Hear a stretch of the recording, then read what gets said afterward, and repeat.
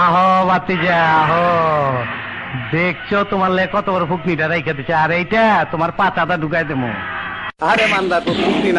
ওই পোকা চোদা কয় কি, ওই দেখ হিসাব বোঝো না, দুধু খাও।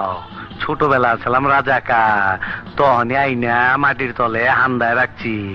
এখন সামনে বিপদ, তাই যন্ত্রটারে গিরিজ মাইরা চকচকা করছি। তোর এমরাটা দিমু, তোর গোষ্ঠী সুদ্ধা পার কইরা দিমু। তোর মাথা কি ডান্ডি ফাটাস হয়ে গেছে নাকি? আন্ডার অ্যারেস্ট মানি? অবৈধ অস্ত্র, ড্রাগস আর গোলা বারুদ আমদানির অপরাধে পুলিশ তোমাকে গ্রেফতার করছে। আবে কত কি মস্কারি করার আর সময় পাইলি না, আজ রাইতে মাল ডেলিভারি দিতে হইব। এই তোরা কাম শুরু কর। সরি মজ্জা, তোমাকে গ্রেফতার করতে বাধ্য হচ্ছে।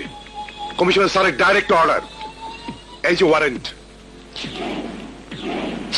দেখছ তো ওয়ারেন্টের মতন তগো ছিয়া ফেলামু।